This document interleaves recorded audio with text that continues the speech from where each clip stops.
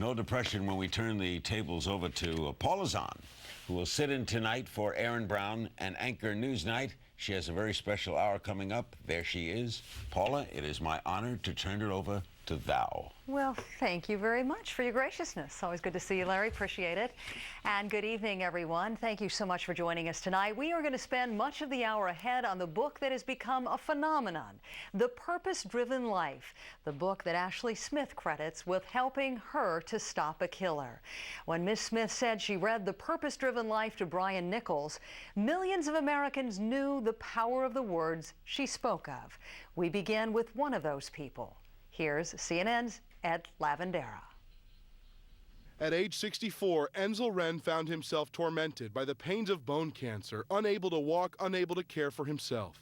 But thanks to his daughter, he found something that would ease his pain. He's falling apart, but all of a sudden his life is back in order. And the physical part didn't matter. We do welcome you here to First Baptist Dallas, here in the heart of the city. How do we lose this sense of purpose? We're Christians. In February, the pastor at First Baptist Church of Dallas asked his congregation to start reading The Purpose-Driven Life. Sunday sermons were filled with the book's lessons. To my purpose, my purpose, my purpose. Hey! For Michelle Harrell, the lesson started at the right moment. Family members were taking turns looking after her father. The first night by his side, she offered to read him the lesson of the day.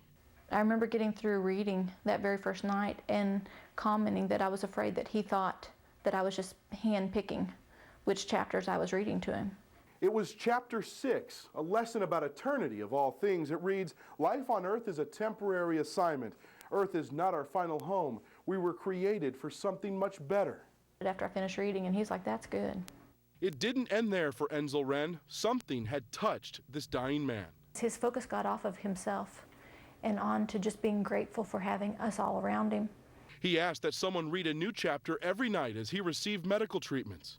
I think it was like food for his soul to think about all the things that lay ahead.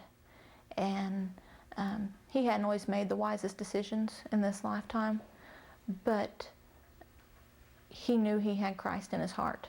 Michelle wasn't the only one in the congregation moved by the book. It's right here. Sarah Davis keeps The Purpose-Driven Life by her bed. I have days marked and special things that I just wanted to remember. Chapter 3, a lesson about confidence. It reads, "Many people are driven by the need for approval.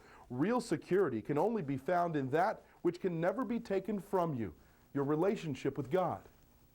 Sarah is just months away from high school graduation. She'll start college in the fall. This young woman says that The Purpose-Driven Life has taught her how to deal with teenage insecurities. It just says we need to be secure and confident because God made us the way we are, and God still loves us. But even though everybody else may not like us or may think bad things about us, we don't need to worry about them. But while Sarah will continue to read the book, Enzel Wren will not. He died last week after reading chapter 26, chapters that Michelle Harrell says helped him prepare to die. He was just hungry for it, and it brought him so much peace.